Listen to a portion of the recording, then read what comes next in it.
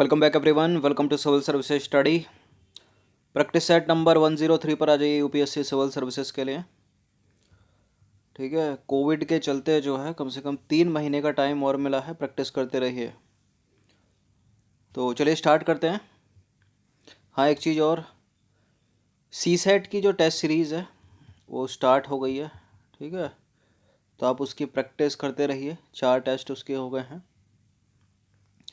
और कोई अगर डाउट है तो आप कमेंट कर सकते हो किसी क्वेश्चन में। तो क्वेश्चन नंबर 1 पर आ जाइए। विशेष रूप से कमजोर जनजातीय समूहों के संबंध में निम्नलिखित कथनों पर विचार करना है। PVTGS बताइए। Particularly vulnerable tribal groups. पहला स्टेटमेंट है, वर्ष 1973 में ढेबर आयोग ने आदिम जनजातीय समूहों यानी PTGS, पहले इसको PTGS नाम था इसका, ठीक है, इसको एक अलग श्रेणी के रूप में वर्गीकृत किया था 1973 में। सबसे अधिक PVTGS, बाद में इसका नाम PVTGS हो गया, सबसे अधिक PVTGS मध्य प्रदेश में पाए जाते हैं, यानी पर्टिकुलरली वल्नरेबल ट्राइबल ग्रुप्स या विशेष रूप से कमज़ोर जनजातीय समूह जो हैं सबसे अधिक मध्य प्रदेश में पाए जाते हैं। दूसरा स्टेटमेंट ये है जो कि गलत है। ठीक है, उड़ीसा में है सबसे ज़्यादा PVTGS, कितनी है? 13 आदिम जनजातीय समूह। पहला वाला स्टेटमेंट भी करेक्ट ही है। 1973 में ढेबर आयोग ने आदिम जनजातीय समूहों को एक अलग श्रेणी के रूप में वर्गीकृत किया, मतलब पहला वाला ही करेक्ट है इसमें, दूसरा वाला तो गलत है क्योंकि यहाँ मध्य प्रदेश लिखा, उड़ीसा होना चाहिए। तो 2 का एलिमिनेट करिए, केवल एक इसका आंसर हो जाएगा। तो पहला वाला करेक्ट है, दूसरा वाला है इनकरेक्ट। 1973 में ढेबर कमीशन ने आदिम जनजातीय समूहों यानी पहले इसका नाम था PTGS, ठीक है, प्रिमिटिव ट्राइबल ग्रुप्स, को एक अलग श्रेणी के रूप में जो है वर्गीकृत किया जो कि जनजातीय समूहों के मध्य कम विकसित होते हैं।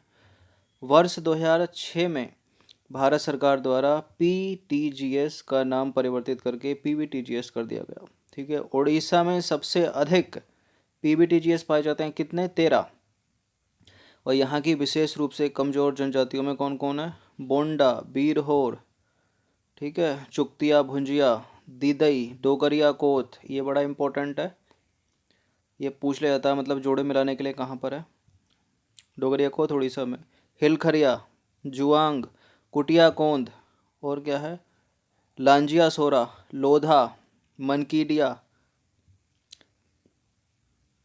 पाउड़ी भुइया और सोरा। ठीक है, 13 है ये। तो दूसरा स्टेटमेंट गलत हो जाता है क्योंकि उड़ीसा में सबसे ज़्यादा है, मध्य प्रदेश में नहीं। और कुछ भी स्टेटमेंट हो सकता है यहाँ पर, अंडमान निकोबार हो सकता है, लक्षद्वीप हो सकता है, तो उड़ीसा का नाम याद रखना। क्वेश्चन नंबर 2 पर आ जाइए। प्रधानमंत्री किसान सम्मान निधि योजना से रिलेटेड 3 स्टेटमेंट है, यहाँ पर बताना कि इनमें से कौन सा करेक्ट होगा। कल का अगर किसी ने करंट अफेयर्स का टेस्ट देखा होगा UPPSC का, तो इस प्रश्न को करेक्ट कर ले जाओगे। पहला स्टेटमेंट है, इस योजना के तहत, किस योजना के तहत? प्रधानमंत्री किसान सम्मान निधि। इस योजना के तहत सेंट्रल गवर्नमेंट द्वारा, केंद्र सरकार द्वारा प्रतिवर्ष 3 समान किस्तों पर 9,000 रुपये की राशि सीधे सभी भूमिधारक किसानों के बैंक खातों में स्थानांतरित की जाती है। इस योजना को जून 2020 में लॉन्च किया गया था, मतलब कोविड में पिछले साल। इसे वाणिज्य और उद्योग मंत्रालय द्वारा क्रियान्वित किया जा रहा है। बताइए कौन सा करेक्ट है। देखिए, पहली बात तो जो 3 समान किस्तें हैं ना, वो 2-2 हज़ार रुपये की हैं, ठीक है, और 2-2 हज़ार के हिसाब से जो है 6,000 रुपये बनते हैं, तो यहाँ 9,000 जो लिखा है गलत है, पहला वाला स्टेटमेंट। ठीक है, प्रधानमंत्री किसान सम्मान निधि योजना के तहत केंद्र सरकार द्वारा प्रतिवर्ष 3 समान किस्तों यानी 2-2 हज़ार की 3 समान किस्तों में 9,000 रुपये की राशि जो है सीधे सभी भूमिधारक किसानों के बैंक खातों में स्थानांतरित की जाती है। ठीक है, और ये योजना कल बताई थी क्यों है, क्या है इसका उद्देश्य? छोटे और सीमांत किसानों की आय में जो है वृद्धि करने के लिए है ये योजना। ये योजना शुरू हुई थी 2019 में, 20 में नहीं, फरवरी 2019 की योजना है ये। दूसरा वाला भी गलत है, ठीक है, पहला वाला तो गलत हो गया, तो इसका आंसर डी ही होगा, कोई भी नहीं।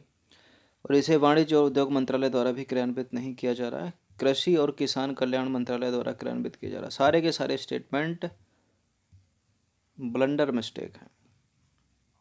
तो हाल ही में प्रधानमंत्री नरेंद्र मोदी ने प्रधानमंत्री किसान सम्मान निधि के तहत वित्तीय लाभ की 8वीं किस्त जो है वो जारी की है, इसलिए न्यूज़ में है ये।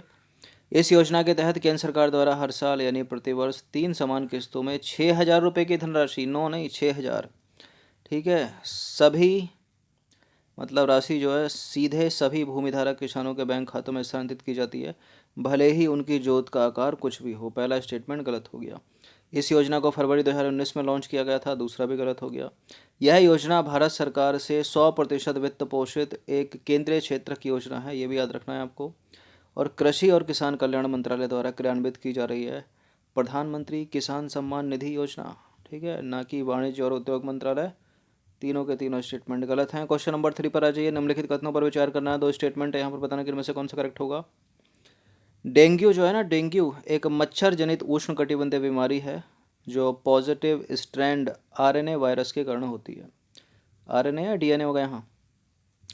बोलबाचिया बैक्टीरिया का उपयोग डेंगू के प्रसार को नियंत्रित करने हेतु किया जाता है।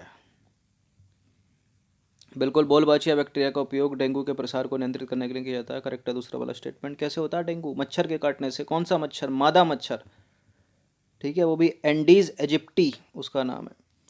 करेक्ट है पहला वाला स्टेटमेंट। उष्णकटिबंधीय बीमारी है और पॉजिटिव स्ट्रैंड आरएनए वायरस के कारण होती है। दोनों के दोनों सही है, सी है इसका आंसर। देखिए दोनों के दोनों सही है, प्रिंटिंग मिस्टेक हो गई, सी है इसका आंसर, डी नहीं। ठीक है, देखिए डेंगू एक जो है मच्छर जनित उष्णकटिबंधीय बीमारी है जो डेंगू वायरस, ठीक है, के कारण होती है, और इसका जो प्रसार है मच्छरों की कई जीनस एंडीज प्रजातियों के द्वारा होता है। उनमें से मुख्य प्रजाति का नाम है एंडीज एजिप्टी, ठीक है, इसका नाम याद रखना।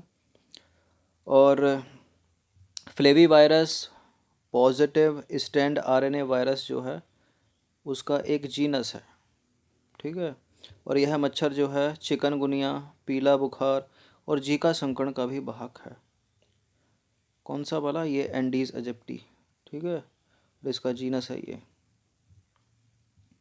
तो फिलहाल सी है इसका आंसर, ठीक है, दोनों के दोनों स्टेटमेंट करेक्ट है। ये पहला वाला भी सही है और दूसरा वाला भी सही है, क्योंकि हाल ही में वर्ल्ड मॉस्कीटो प्रोग्राम के शोधकर्ताओं ने इंडोनेशिया में, कहाँ? इंडोनेशिया में डेंगू को सफलतापूर्वक नियंत्रित करने हेतु बोलबाचिया बैक्टीरिया से संक्रमित मच्छरों का इस्तेमाल किया है।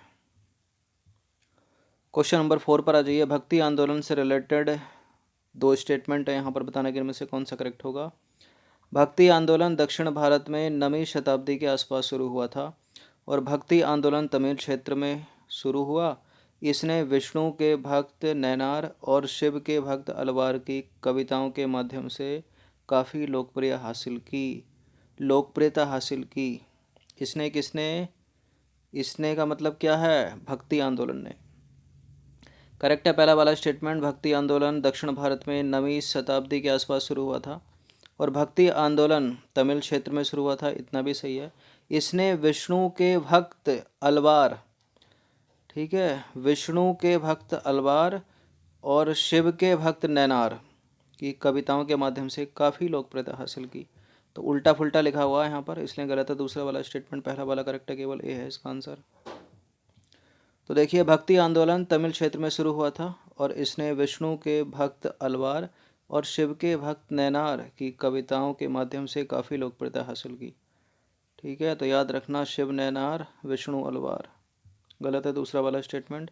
भक्ति आंदोलन मूल रूप से 9वीं शताब्दी में दक्षिण भारत में शंकराचार्य के साथ शुरू हुआ और भारत के विभिन्न हिस्सों में फैला और 16वीं शताब्दी तक कबीर, नानक और श्री चैतन्य के साथ एक महान आध्यात्मिक शक्ति के रूप में उभरा भक्ति आंदोलन। क्वेश्चन नंबर 5 पर आ जाइए। निम्नलिखित में से कौन सा मंत्रालय जेलों और कैदियों से संबंधित विभिन्न मुद्दों पर राज्यों और केंद्र शासित प्रदेशों को नियमित मार्गदर्शन तथा सलाह देता है? कार्मिक मंत्रालय, गृह मंत्रालय, वित्त मंत्रालय या फिर सामाजिक न्याय और अधिकारिता मंत्रालय? देखिए वित्त मंत्रालय के तो एलिमिनेट कर दीजिए, ठीक है, लेकिन आज कुछ प्रश्नों में तो पता ही नहीं चल पाता कि मतलब प्रश्न को पढ़ के कि हाँ भाई क्या हो सकता है, कुछ भी हो सकता है उसमें, कोई सा मंत्रालय। लेकिन फिलहाल यहाँ उत्तर है होम मिनिस्ट्री, गृह मंत्रालय, ऑप्शन नंबर बी। तो देखिए कारागार या इसमें रखा गया व्यक्ति भारत के संविधान की 7वीं अनुसूची 7वीं अनुसूची की सूची 2 की प्रविष्टि 4 के तहत राज्य सूची का विषय है, याद रखना, जेल। जेलों का प्रशासन और प्रबंधन संबंधित राज्य सरकारों की जिम्मेदारी होती है, और जो गृह मंत्रालय है वो जेलों और कैदियों से संबंधित विभिन्न मुद्दों पर राज्यों और केंद्र शासित प्रदेशों को नियमित मार्गदर्शन तथा सलाह देता है। ठीक है। क्वेश्चन नंबर 6 पर आ जाइए। एकीकृत बागवानी विकास मिशन के संबंध में कुछ स्टेटमेंट है यहाँ पर। इस मिशन के कार्यान्वयन के लिए कृषि और किसान कल्याण मंत्रालय नोडल मंत्रालय है, और भारत सरकार सभी राज्यों में विकास कार्यक्रमों के कुल परिव्यय का 60% वित्त पोषण कर रही है। कौन सा वाला स्टेटमेंट गलत है बताना है। एकीकृत बागवानी विकास मिशन, पहला वाला करेक्ट है, कृषि और किसान कल्याण मंत्रालय नोडल मंत्रालय। दूसरा वाला गलत है, क्योंकि सारे स्टेट नहीं है इसमें। ठीक है। जो जो पहाड़ी राज्य हैं, जो उत्तर पूर्वी राज्य है अपने नॉर्थ ईस्ट वाले, उनको सरकार ज़्यादा कर रही है। ठीक है, 90% तक कर रही है, बाकी राज्यों के लिए 60% है वित्त पोषण, इसलिए गलत है दूसरा वाला स्टेटमेंट। गलत ढूंढना अपने को, तो बी गलत है, पहला वाला सही है।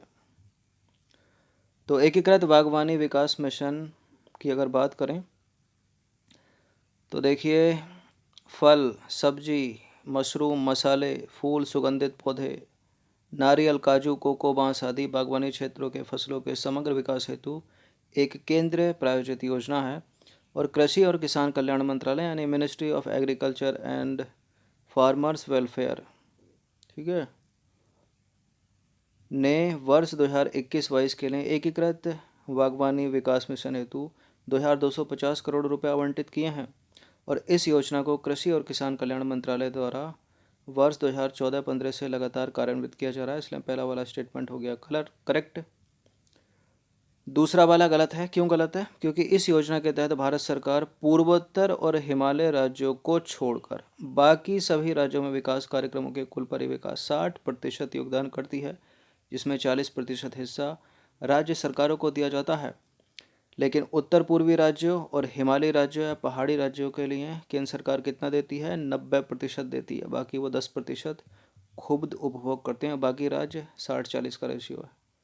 क्लियर? 7वां प्रश्न है, सॉवरेन गोल्ड बॉन्ड योजना के संदर्भ में निम्नलिखित कथनों पर विचार करना है।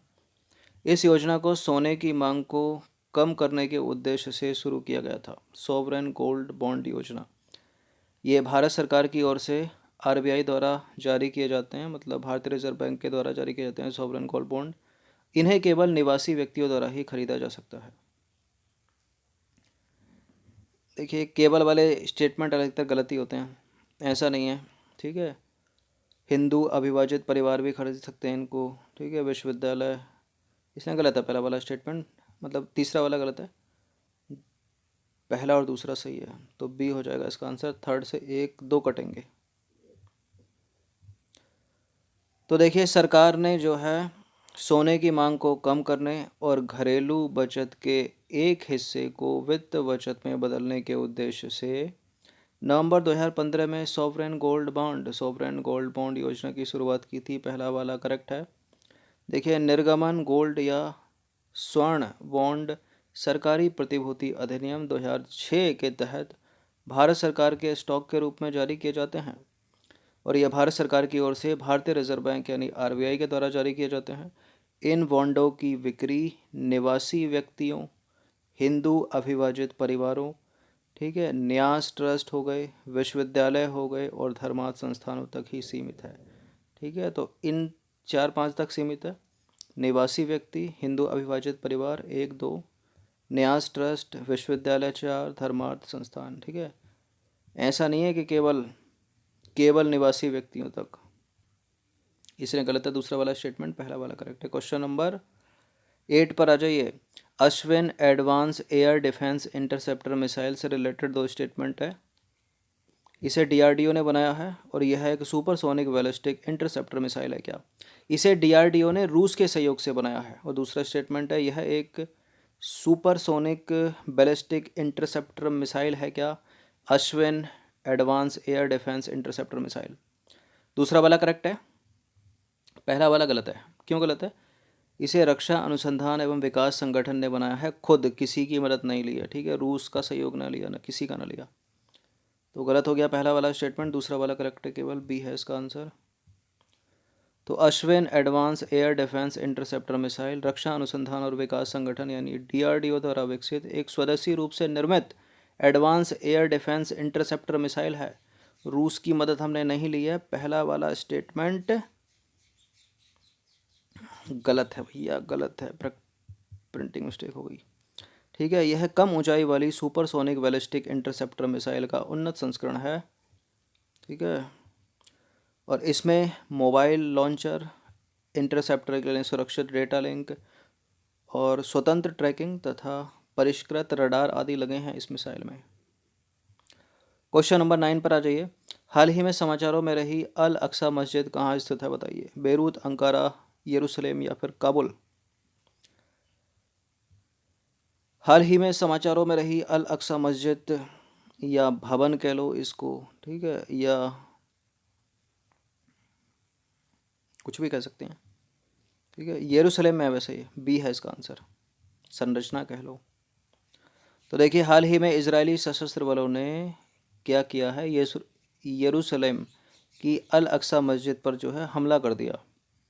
क्यों किया उन्होंने ऐसा? ठीक है, देखिए यह हमला जो है यरूशलेम में जायोनी राष्ट्रवादियों द्वारा वर्ष 1967 में शहर के पूर्वी हिस्से पर इजराइल के कब्जे को स्मरण करते हुए निकाले जाने वाले, वह जूस निकालने वाले थे उस, लेकिन उस जूस निकलने से पहले ही जो है, उस मार्च निकलने से पहले ही जो है हमला कर दिया गया। देखिए यह जो स्थल है, कौन सा स्थल इसकी बात हो रही है, अल अक्सा मस्जिद की। यह स्थल या भवन पुराने शहर यरूशलेम का हिस्सा है, जिसे ईसाइयों, यहूदियों और मुसलमानों के लिए जो है पवित्र माना जाता है। और यूनेस्को ने भी जो है यरूशलेम के पुराने शहर और उसकी दीवारों को विश्व धरोहर यानी वर्ल्ड हेरिटेज साइट के रूप में वर्गीकृत किया है। क्वेश्चन नंबर 10 पर आ जाइए। निम्नलिखित कथनों पर विचार करना है, दो स्टेटमेंट है यहाँ पर, बताना कि इनमें से कौन सा करेक्ट होगा। हाल ही में चीन के मार्स रोवर ने, उस रोवर का नाम है झूरोंग, ने मंगल ग्रह पर उतरने में सफलतापूर्वक उपलब्धि हासिल की है। ठीक है, और चीन से पहले सिर्फ अमेरिका ही मंगल पर अपने रोवर को सफलतापूर्वक उतार सका है। क्यों भारत का मंगलयान नहीं उतरा क्या? देखिए मंगलयान गया था मंगल पर सफलतापूर्वक, लेकिन रोवर कहाँ। ठीक है, करेक्ट है दूसरा वाला स्टेटमेंट, पहला भी करेक्ट है। अभी हाल ही में जो है चीन ने एक बड़ी उपलब्धि हासिल की है, क्योंकि वो मंगल तक पहुंच गया है पहली बार। ठीक है, उसका रोवर वहां लैंड कर चुका है और उस रोवर का नाम है झूरोंग। ठीक है, और इस मिशन को उसने नाम दिया है तियानवेन-1। चीन से पहले सिर्फ अमेरिका ही मंगल पर अपने रोवर को सफलतापूर्वक उतार सका है। करेक्ट है दूसरा वाला स्टेटमेंट, पहला भी करेक्ट है, दोनों के दोनों करेक्ट हैं, सी है इसका आंसर। तो देखिए चीन ने अभी मई, मतलब 3 दिन पहले की बात है, मई 2021 में जो है लाल ग्रह पर अपना पहला मार्स रोवर, उस मार्स रोवर का नाम है झूरोंग, ठीक है, झूरोंग उतारने की उपलब्धि जो है सफलतापूर्वक हासिल की है। और चीन ऐसा करने वाला दूसरा देश बन गया है। पहला है अमेरिका।